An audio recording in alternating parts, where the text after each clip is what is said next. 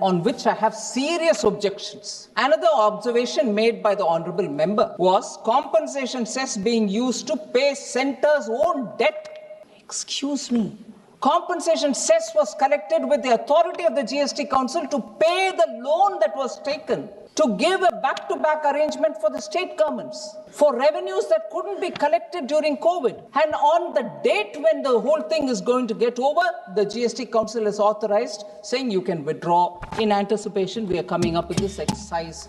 That has been recorded in the GST Council. I can't believe a constitutional body where all the finance ministers from all states are sitting, and not until Honorable Member Senthil, Sasikanth Senthil says they would have allowed me to happily pay my debt, central government's debt, with that compensation cess amount. Are state finance ministers not powered enough to question me on that?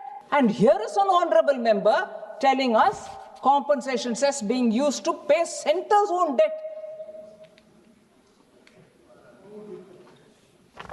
I don't know how to respond, sir.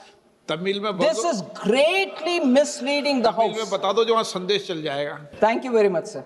மதிப்பிற்குரிய உறுப்பினர் சசிகாந்த் செந்தில் அவர்கள் compensation chess மூலமாக வரும் வருவாயை மத்திய அரசு, அது தமிழ்நாட்டில் ஒன்றிய அரசு, மத்திய அரசு தன்னுடைய கடனை தீர்ப்பதற்காக உபயோகிக்கிறது என்று சொன்னார். பார்லிமெண்ட் லாங்குவேஜ்ல அது ஒப்புதல் இருக்குமோ இல்லையோ, அப்பட்டமான பொய். அதான் அதுக்கு முன்னாடி நான் சொல்லிட்டேன், நீங்க சொல்றது முன்னாடி அது பார்லிமெண்ட்ல ஒப்புதல் இருக்குமோ இல்லையோ, இல்லைன்னா அதுக்கு மாத்திக்க வேற லாங்குவேஜ் போட்டுக்காங்க. பொய் அது. நான் திருப்பி சொல்றேன் சார், आप चाहिए तो उसको हटा दीजिए, अनपार्लियामेंट्री है तो. ஆனா அது பொய் இல்ல. இப்பேற்பட்ட ஒரு ஆதாரமற்ற ஒரு குற்றச்சாட்டை இந்த பார்லிமெண்ட்ல சொல்றது அவதூறுக்கு சமானம். நீங்க நிக்கிக்கங்க வேணாங்களே, நான் திருப்பி சொல்வேன் sir. If it is unparliamentary, you may please remove, sir. You are the honorable speaker. Magar, I will say it. Member of Parliament, Honorable Sasikanth Senthil ji should please withdraw that statement. It was wrong. இது உண்மை இல்லை. பரவாயில்லைங்களா உங்களுக்கு? உண்மை இல்லை. நான் பொய்யன் சொல்றதை விட உண்மை இல்லைன்னு சொல்லிட்டேன், அசத்தியம்.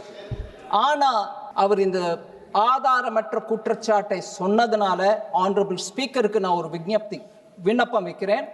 அதை அவர் வித்ட்ரா பண்ணணும். அவர் சொன்ன அந்த லைனை வித்ட்ரா பண்ணா அவர் இங்க இல்லை. ஆனால் definitely I am sure is வாட்சிங். Must thank Dr. Kalanithi Veerasamy because he, as a doctor, has actually said how injurious it is to the health of the smokers and they shouldn't really be doing it. I appreciate him for sharing his Kalanithi professional ji, धन्यवाद तो दो. Thank you तो. Experience. अरे thank you बोलना मना है. I didn't know he was a smoker. So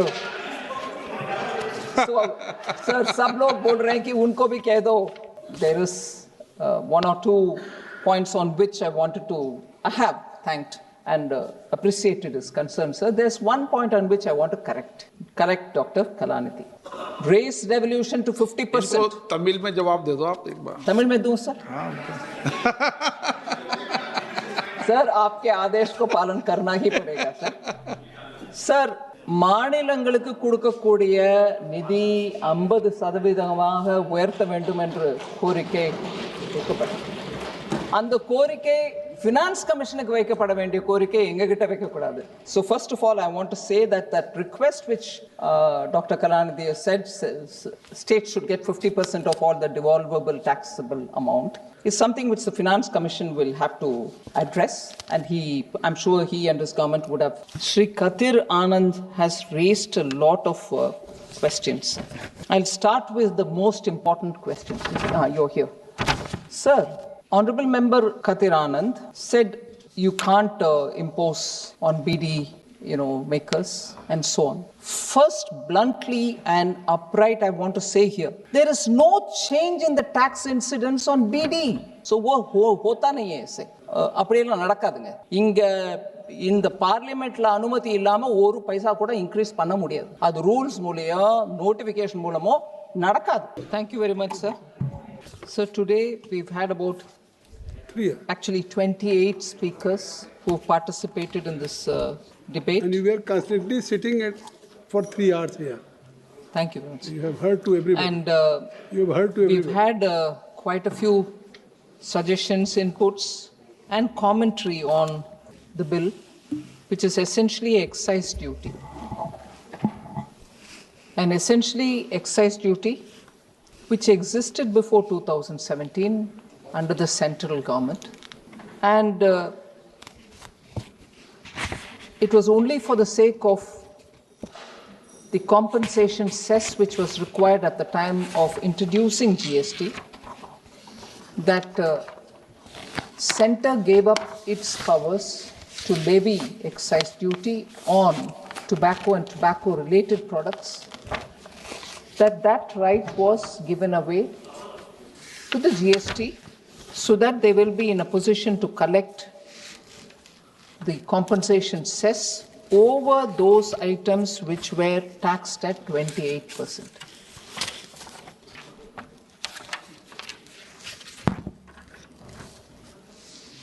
So that compensation cess was collected between 2017 till 2022, which is what I said at the time when I opened the debate in my opening remarks. Now, therefore, the compensation cess which was collected till 2022 went in the hands of the states, so it was given off to the states.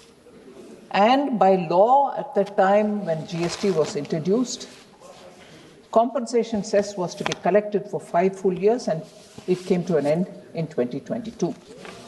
But after 2022, it is still being collected because after proper legal consultation, the GST Council took a call that during the COVID years, we couldn't collect the revenue required and couldn't collect particularly the compensation cess which is levied on items which were at 28% rate. We couldn't compensate the states, which was a promise given under the GST. So, taking legal opinion, it was extended to such a period. Of course, the outer limit was fixed for March 2026, but it was extended to such a period till when it had to be collected for returning the loan which was taken for paying the states. So essentially here, what was there before 2017, what was conceded by the Centre for the State of Centre for the GST Council to collect the compensation cess, at the end of compensation cess is being naturally reverted to the Centre. This is not a new law. This is not an additional tax. This is not something which the Centre is taking away. There was quite a lot of observation made by several honourable members that it is a cess. This is not a cess. This is excise duty. It existed before GST. It's come back to the Centre because Centre gave it away at that time for collecting compensation cess. Now it's reverting back to the Centre, and I will get into the details when I answer some particular members' questions. It is coming back to the Centre to be collected as excise duty, which will go to the divisible pool. It is going to be redistributed again at the 41%, which has to go to the states. So this is not a cess. When a cess comes, I'll stand up to say that is cess. This is not. And I found quite a few honourable members talking about, oh, this is a cess, Centre is bringing it, it's going to take the revenue. No, please. I will stand up when I have a cess to talk about. But this is not the one. Sir, I just want to highlight the basic excise duty. Even after the introduction of GST, because that head of account was being maintained, was brought to the minimum most level, and then now it's going back. Even during GST, when that minimum most level of excise was being collected, we collected only a token amount, which was 5 rupees for 1,000 sticks. And for most cigarette categories, it was 10 rupees per 1,000 sticks. Size variant are taken as consideration. In practical term, it meant that the excise component per stick was a fraction of 1 paisa. So we kept that nominal collection only all the while, even as the GST was collecting on cigarettes as compensation cess. By comparison, sir, pre-GST excise duty rates ranged from 1,585 to 2,850 rupees per 100 sticks for non-filter cigarettes and 1,585 to 4,170 per 100 sticks if they were filtered. So the point that I'm highlighting here is, during GST, it was just nominally kept, the account was kept alive, but collection was 5 rupees on 1,000 sticks, whereas prior to introduction of GST, it was 1,585 to 2,850 per 100 sticks, not even 1,000. So, pre-GST rates were far higher and excise duty, and post-GST, because they were collecting as compensation cess, here it was nominally kept at 100 sticks for 1,500. But even after the GST had come in, compensation cess rates remained unchanged from July 2017 to 2024. So I want to highlight the fact that even when compensation cess was introduced on these items, the rate remained the same from 2017 till 2024. So normally, World Health Organization, when it gives some reports, it comments on situations prevailing in different countries. According to WHO, sir, there is a global tobacco control report which the WHO brings out. India did not revise specific cess rates even as the average retail prices of cigarettes rose at less than half the pace of the nominal income growth. It was an observation made by the World Health Organization. And empirical data reinforce this fact.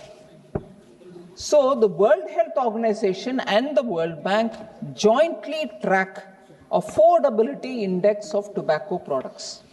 Is it affordable, or in order to deter people from using cigarettes, have we kept it higher, is an indicator which the World Health Organization monitors. And for India, their comment has been, affordability has either stagnated or increased in the past decade. When affordability increases, it means the price is remaining low. So, affordability has either stagnated or increased in the past decade, meaning cigarettes have not become more expensive related to the consumer's purchasing power. I'm stating what has happened since after the center gave away for the sake of compensation cess to the GST Council until 24, no rate change has happened. Globally, more than 80 countries, sir, revise tobacco taxes annually, many using inflation indexing or multi-year excise schedules. I just named them: Australia, New Zealand, where it is Australia is at about 12.5 annually. Automatically, based on CPI, it changes. New Zealand, 10%, Philippines, Turkey, South Africa have also constantly linked it with inflation. EU member states do it, maintain a minimum excise burden of 60% of weighted average price. Some may exceed and reach to 70, 75 also. So even in India, prior to GST rates, annually, rates on tobacco had been increased.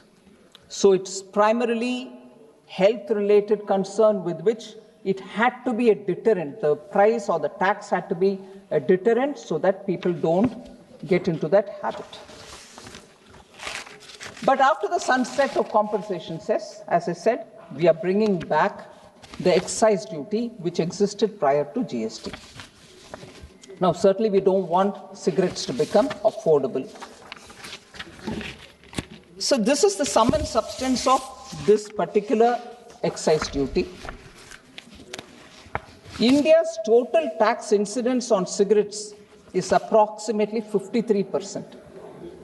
53% of the retail price, which is substantially lower than the World Health Organization, which is, I just mentioned all that earlier. And the World Health Organization benchmark is at 75%.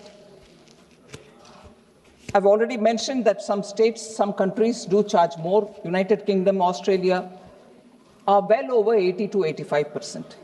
So we do keep that benchmark which the WHO has highlighted, and the concerns of honorable MPs.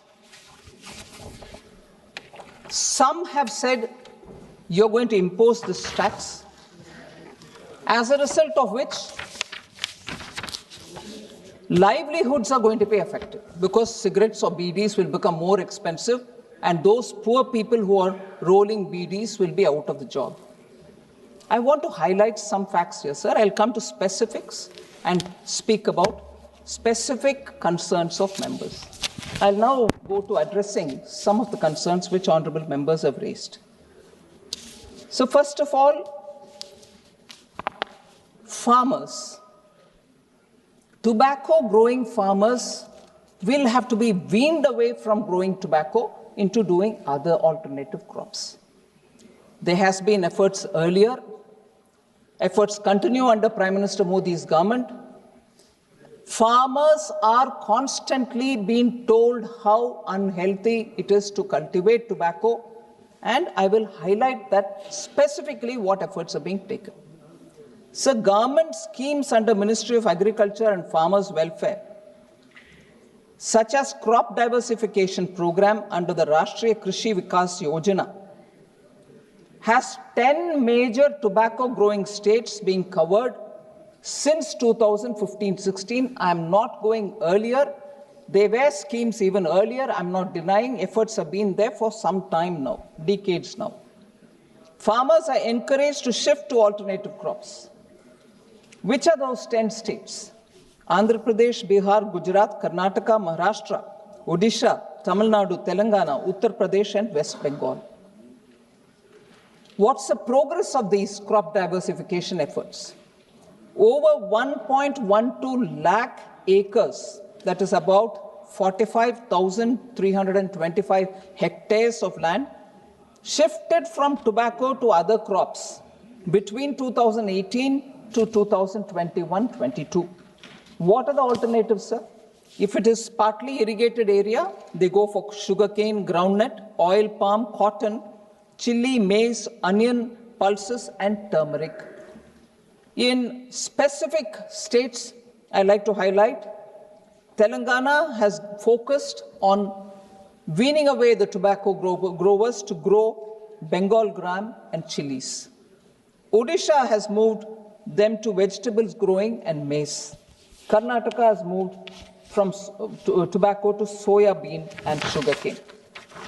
So there are efforts at crop diversification. So I must thank Dr. Kalanithi Veerasamy because he, as a doctor, has actually said how injurious it is to the health of the smokers and they shouldn't really be doing it. I appreciate him for sharing his Kalanidhi ji professional धन्यवाद तो दो, thank you तो। experience. अरे thank you बोलना मना है। I didn't know he was a smoker.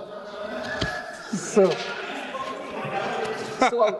Sir सब लोग बोल रहे हैं कि उनको भी कह दो कि वो स्मोक ना करें। मुझे पहले से मालूम नहीं था कि वो स्मोक करते हैं, मगर अगर करते हैं जरूर उनका ही जो गुड विशेस और एडवाइस था बाकी सब के लिए वो भी वो अपना पालन करेंगे, ऐसे मेरी उम्मीद है। आप संसद सदस्य को Sir, so this excise, as I said earlier, is not a cess. It's a duty. It goes into divisible pool. Dr. Kalanithi did speak about it. I want to say this collection will go into the divisible pool and therefore the 41% will be reaching the states. Although there is one or two points on which I have thanked and appreciated his concern, sir. There's one point on which I want to correct Dr. Kalanithi. Race devolution to 50%. इसको तमिल में जवाब दे दो आप एक बार। तमिल में दूं sir? Sir आपके आदेश को पालन करना ही पड़ेगा सर। सर மாநிலங்களுக்கு கொடுக்கக்கூடிய நிதி 50% உயர்த்த வேண்டும் என்று கோரிக்கை வைக்கப்பட்டது. அந்த கோரிக்கை ஃபினான்ஸ் கமிஷனுக்கு வைக்கப்பட வேண்டிய கோரிக்கை எங்க கிட்ட வைக்க கூடாது. So first of all I want to say that request which Dr. Kalanithi said states should get 50% of all the devolvable taxable amount is something which the Finance Commission will have to address, and I'm sure he and his government would have said. अभी क्या है, संसद के अंदर ये व्यवस्था की है कि कोई भी भाषा बोलने के बाद सिमिल्टेनियसली अनुवाद हो जाता है। इसलिए दिक्कत नहीं। आप पहले क्या है, वो ऑलरेडी जेनरसली बोल रहे हैं, मैं अंग्रेजी समझता हूं इसीलिए you don't have to speak in Tamil, मगर ये मौका मुझे तमिल में भाषण देने का भी मिलता है, इसीलिए I want to speak.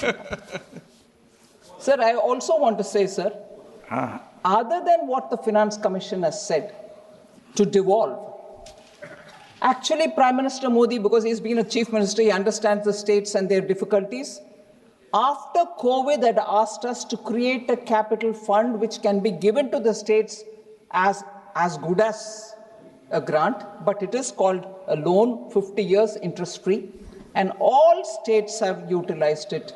I want to say the total amount as things stand from 2020 till today, 4.24 lakh crores have gone to the states, interest free 50-year loan. Finance Commission didn't ask us to do that. We have done that. So we'll keep the state's interests in mind, sir, and no state gets lesser than what the Finance Commission has ordered us to give them. That also should be on the record. Again, sir, I can't see him here. I'd like to thank Honorable Member Lavu Sri Krishna Devarailu for recognizing the fact that compensation cess regime is come to an end, and therefore this has to move as excise to the center, and that will get devolved to the states. I actually appreciate him for having clearly laid that out, and it'll only support the states and their finances.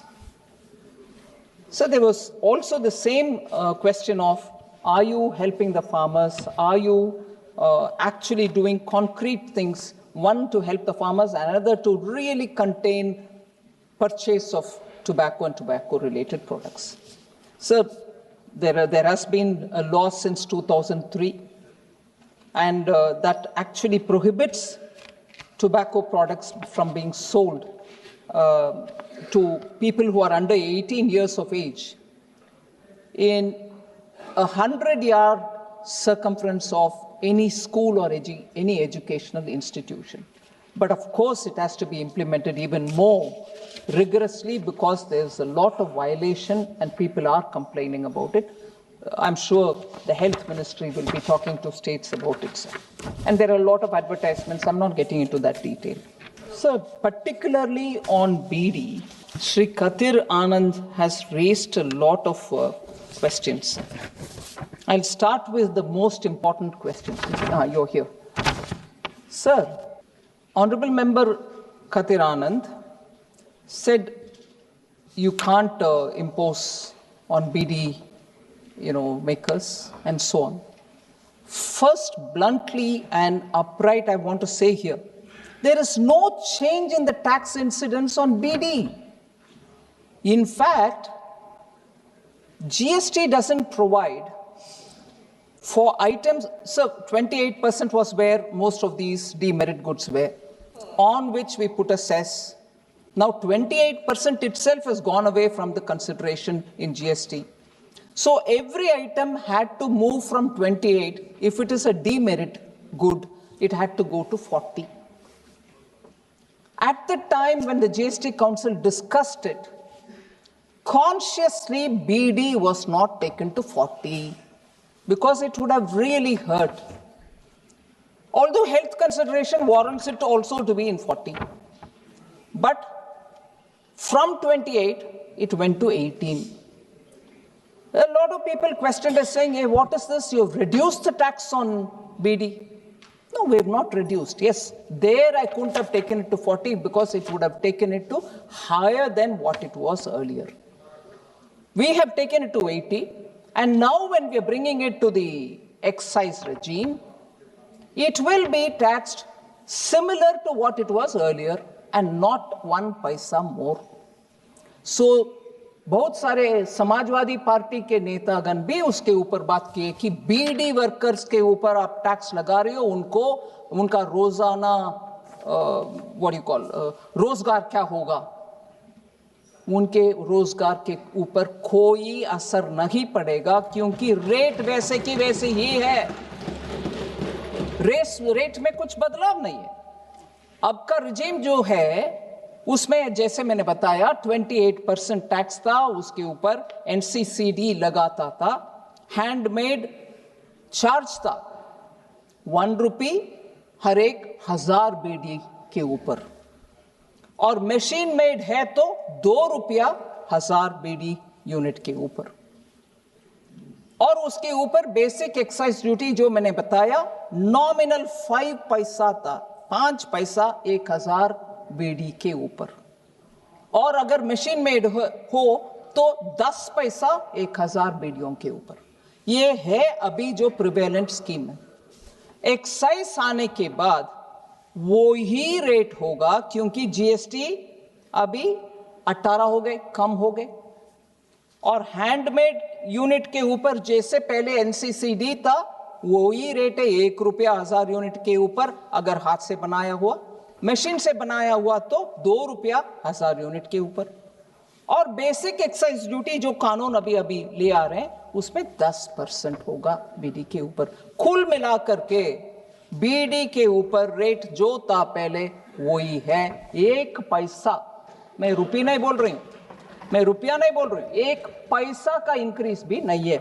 इसीलिए रोजगार चले जाएगा, गरीब BD worker नहीं जाएगा जी, कोई परिवर्तन नहीं है, रेट वैसे की वैसे।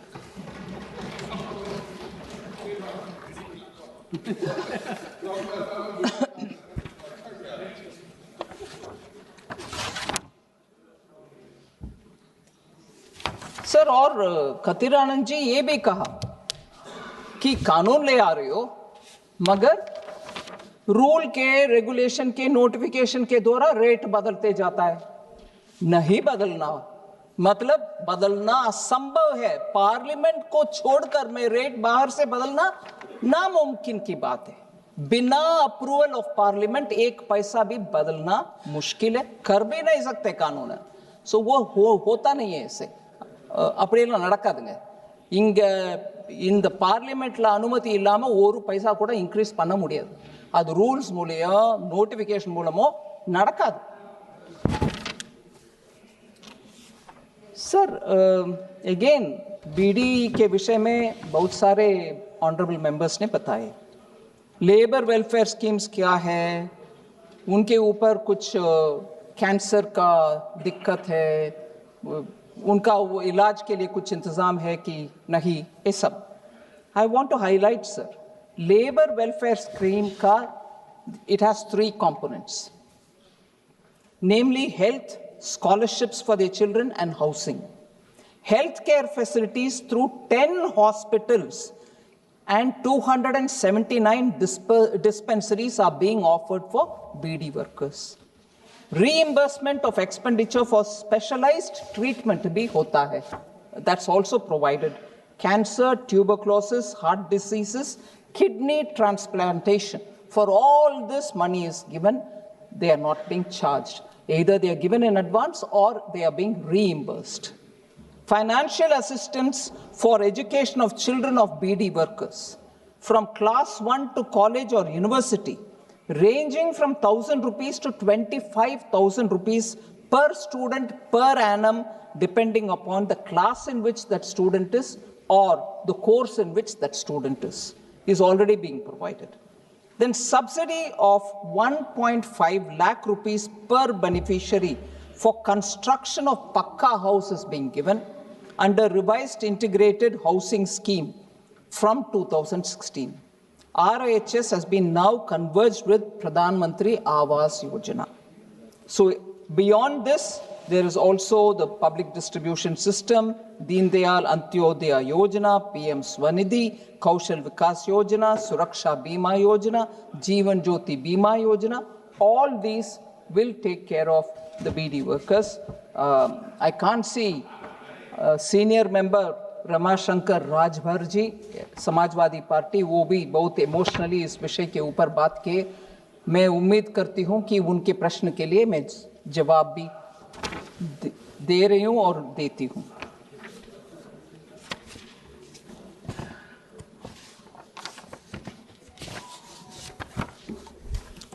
So Honorable Member Supriya Sule ji, she had raised this very important question in general about the excise, for which I think in the name of other members I've given an answer. Sir, in passing, but I think she meant it, Honorable Member raised this question about IMF and data issue. I would want to use this opportunity to explain that that debate was very ill-informed. IMF has actually said India's overall healthy economic performance is what the report concentrates on. Literally, most of the report focuses on it. But on the data ranking, I want to say, sir, IMF rates data quality from A till D, A, B, C, and D. They don't have the A plus, A minus, which happens in most universities. And A means data is adequate for surveillance. B means data has some shortcomings but is broadly adequate. C means data shortcomings could somewhat hamper surveillance. That's where we are put. And D, serious shortcomings that hamper surveillance. We are ranked C. The ratings are part of IMF report on Indian economy, which expects India's GDP growth to grow at 6.5% level in 25-26, the current year. Growth it recognizes in private consumption, macroeconomic stability, and also resilience of the Indian financial sector. They recognize it as key drivers of growth. They also recognize the inflation. They say it has been well below the RBI's tolerance band. The tolerance band is 2 to 6%. And they also say it is expected to be at 4.3% overall for this year. So, the point of content was the quality of data on which this C grade was given. What was a C grade for? The C grade is assigned to the data on national accounts, which covers data on GDP, consumption, income levels. And what was the reason behind C rating, sir? That the data is based on an outdated base year, which is 2011 to 2012, which is 2011 to 2012 is our base year till now. But Government of India is now changing that, and from the next year, we will have a data base year as 2022 to 2023, and from 27th February 2026, this will come into execution. So we are living with data being collected based on the base year 2011-2012. It is because of that we are ranked C. Not for anything else which the government, I heard some honorable member, I don't want to take their name. The language used was astonishing, sir. said manipulating through GST, data being, collected and misleading data is being provided. None of that. If my base year is old and it is 2011 and 12, and IMF thinks, what is this? Why wouldn't you want to collect it on something very recent? That is why Government of India, after doing intense consultation, has decided from 27th February, we will have the base year come closer to us, which is 22-23. If on that score, IMF says, I rank you C, oh my God, the debate was like, oh, Government of India's data is all bad. IMF has said the whole thing is C grade. Absolutely not. It was for that data base year being owned. It didn't question about the growth figures we've given. On the contrary, they've said you'll be growing at 6.5%. They've actually appreciated our inflation management. So it has to be circumscribed, sir. Also, the wholesale prices used instead of producer prices was also one comment. Mismatched production and expenditure approaches was another observation. So everything belongs to the data collection and keeping it to a base year which is old and outdated. That is which is getting us C grade. But overall, India was rated B on all other fronts, including inflation, government finance, external sector statistics, monetary and financial statistics, and intersectoral consistency. So the median rating that we've got is B. So I would like Supriya ji to be informed about that. Also, not a consolation, but just to put it on a context, many developing countries also have the same medium rating of B, example, China and Brazil. I'm not getting into the others.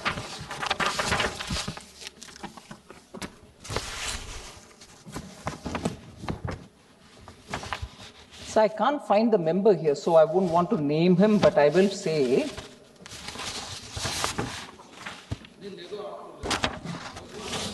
Honorable Member Sasikanth Senthil, sir. Compensation cess was designed for 5 years, but it has been continued beyond it. I've explained the answer, but I want honorable members to please go into the facts before they observe something. Honorable members' observation go into the record. Compensation cess is a subject on which we have repeatedly spoken in this House. It was for 5 years. It was for the sake of giving it to the states. After 5 years, it will conclude. वह तो भारतीय प्रशासनिक सेवा के अधिकारी भी हैं पूर्व. So, sir, another, and on which I have serious objections. Another observation made by the honorable member was compensation cess being used to pay centre's own debt. Excuse me. Compensation cess was collected with the authority of the GST Council to pay the loan that was taken, to give a back-to-back arrangement for the state governments, for revenues that couldn't be collected during COVID. And on the date when the whole thing is going to get over, the GST Council is authorized, saying you can withdraw. In anticipation, we are coming up with this excise. And that has been recorded in the GST Council. I can't believe a constitutional body where all the finance ministers from all states are sitting, and not until Honorable Member Senthil, Sasikanth Senthil says, they would have allowed me to happily pay my debt, central government's debt, with that compensation cess amount. Are state finance ministers not powered enough to question me on that? And here is an honorable member telling us compensation cess being used to pay centre's own debt.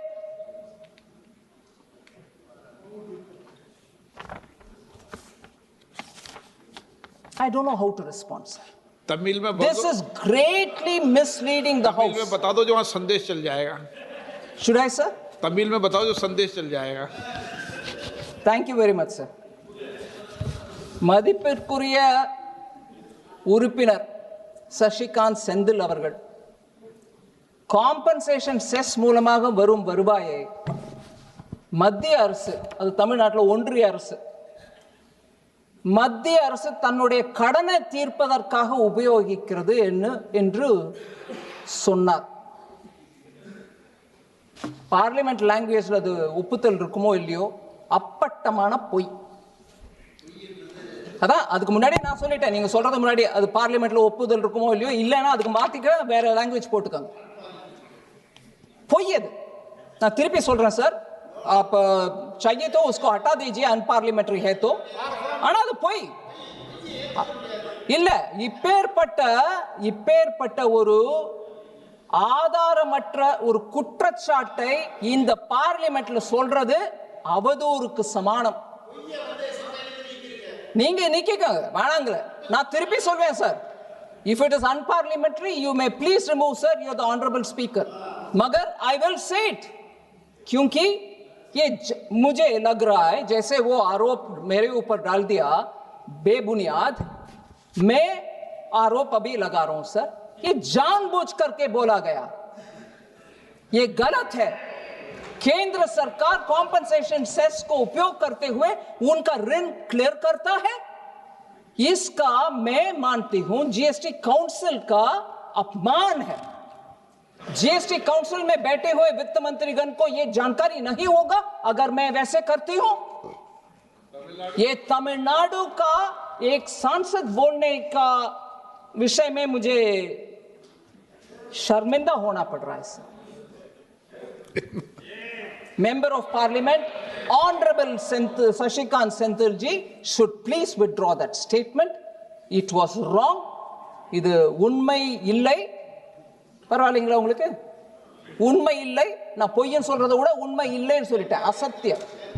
ஆனா அவர் இந்த ஆதாரமற்ற குற்றச்சாட்டை சொன்னதுனால honourable ஸ்பீக்கருக்கு நான் ஒரு விண்ணப்பம் வைக்கிறேன்.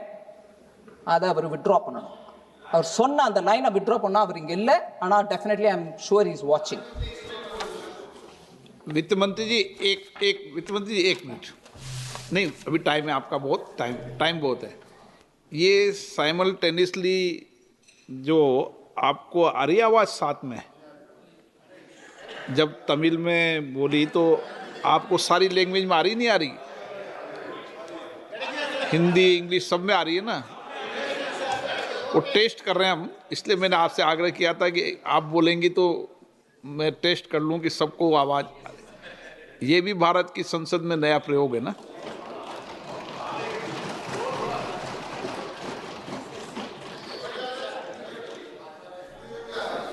धन्यवाद sir.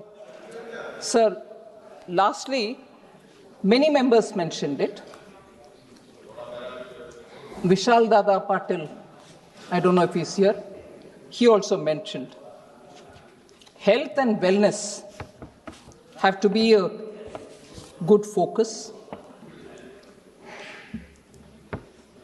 According to NHA data, sir, 2014-15 and 2021-22, government health expenditure as percentage of GDP rose from 1.13% to 1.84%. Government health expenditures share of overall government spending also increased from 3.94% to 6.12%. So between 2014 to 2022, per capita health spending tripled from 1,108 to 3,169 per capita expenditure, sir. You also are aware, Ayushman Bharat program, 55 crore beneficiaries are taking benefit out of it. There have been over 9 crore hospital admissions, resulting in 1.3 lakh crore worth of free treatments.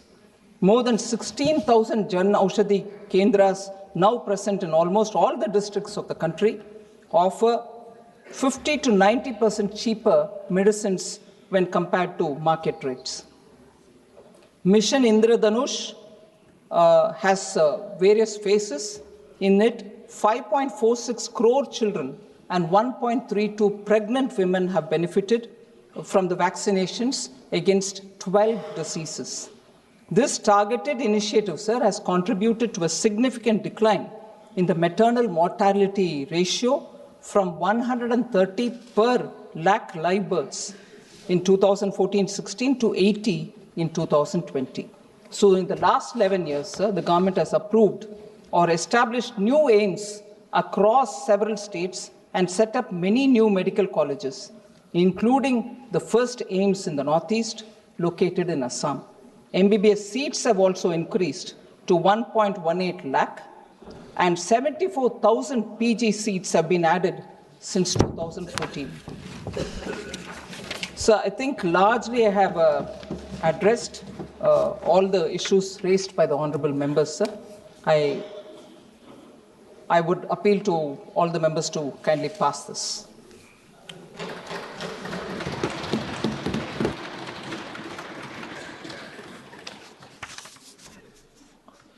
कोई को बोलना है, 5 minute बाकी है, कोई clarification तो नहीं चाहिए? हाँ चलो। माननीय अध्यक्ष महोदय, आपका आभारी हूं कि आपने मुझे अपनी बात रखने का अवसर दिया और पूरा सदन, पूरा भारत के प्रबुद्ध लोग चाहते हैं कि नशा मुक्त भारत बने। अभी माननीय मंत्री जी ने अपने भाषण में कहा कि तेलंगाना राज्य में जो तंबाकू की खेती करते थे लोग, उनको ये सुझाव दिया गया है कि तंबाकू खेती ना करके अन्य फसलों करें, उसमें मिर्च आदि बताया। तो मैं आपके माध्यम से चाहूंगा माननीय मंत्री जी से कि पूरे भारत के हर राज्य में जहां जहां लोग तंबाकू की खेती करते हैं, उनको भी वहां कौन सी फसल अच्छी हो सकती है, अगर उनको भी इसमें शामिल किया जाए तो ये बहुत अच्छा होगा। कृषि मंत्री सुझाव देंगे। नहीं, अभी माननीय मंत्री जी ने अपने भाषण में ये बात कही। बस एक मिनट, संजय जायसवाल जी। 6 बज जाएगी जब तक। मैं इस सेंट्रल एक्साइज अमेंडमेंट बिल के समर्थन में खड़ा हुआ हूं। मैं बहुत बहुत धन्यवाद देता हूं भारत सरकार को कि GST 2.0 लगा करके उन्होंने इतनी सारी सुविधाएं दी आम जनता को कि इस बार दीपावली 22 सितंबर को एक नए स्तर पर बनी। लेकिन साथ में जो ये सिगरेट, तंबाकू, इस तरह के जो नशा हैं, जिनको लगातार डिस्करेज करने का काम यह सरकार कर रही है। जैसे उन्होंने सिगरेट के पर जो कैंसर पीड़ित है उनकी तस्वीर दे के एक बहुत बड़ा क्रांतिकारी परिवर्तन किया। हम लोग जब युवा थे तो हर जगह सिगरेट की दुकानों पे भीड़ देखते थे, आज बिल्कुल देखने को नहीं मिलती है। उसी प्रकार यह जो सेंट्रल एक्साइज का अलग से फैसला है कि इस पर टैक्स बढ़ाया जाए और इसको महंगा किया जाए जिससे कि आम व्यक्ति उसके तरफ आकर्षित नहीं हो, यह बहुत ही बढ़िया सरकार का फैसला है और इसका मैं पूर्ण समर्थन करता हूँ। ये स्वास्थ्य में आयुष्मान भारत के लिए भी बहुत अच्छा रहेगा। बहुत बहुत धन्यवाद। Doctor MK Vishnu Prasad.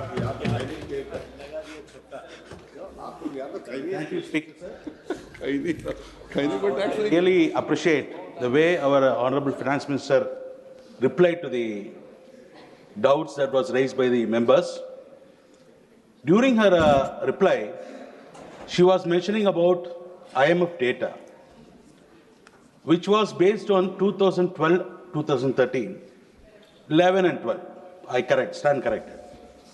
And based on that, the gradation was given like A, B, C, D. She was crystal clear. But I would like to know whether is it a part that data available from 2011-12, taken on 2011 and 12, that is taken by the central government?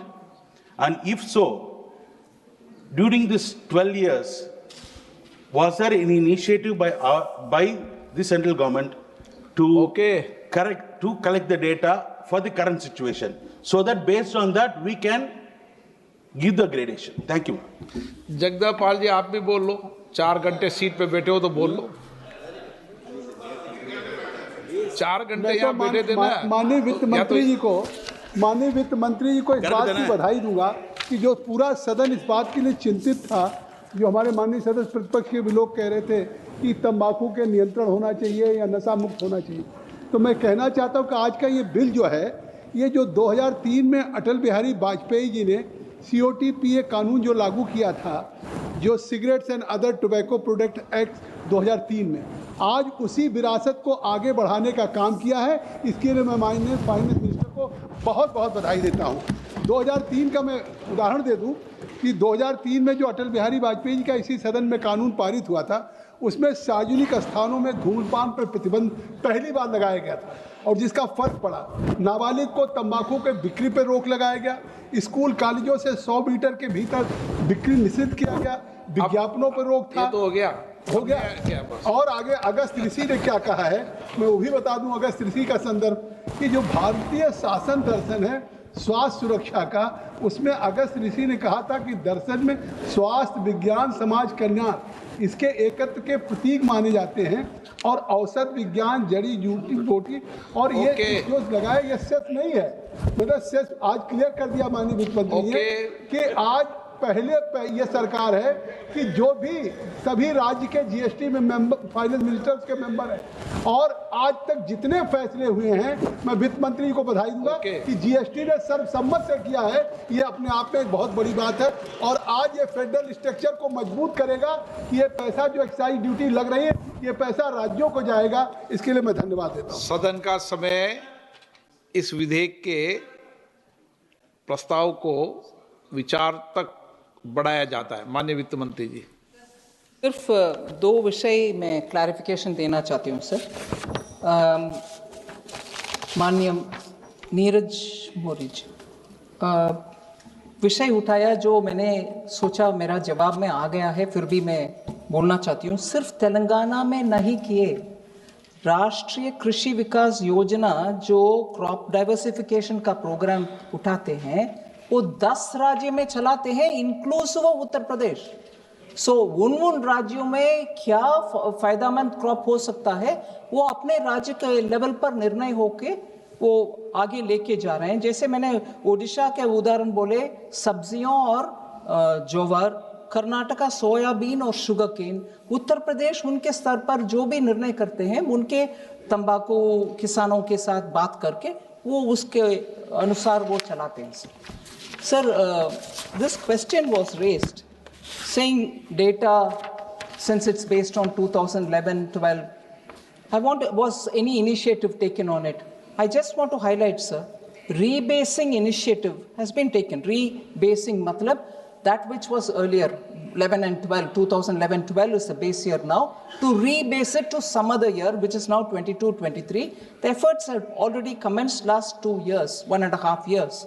And it is at an advanced stage. That is why I said it is planned to launch the new series with a base year of 22-23 from 27th February 2026.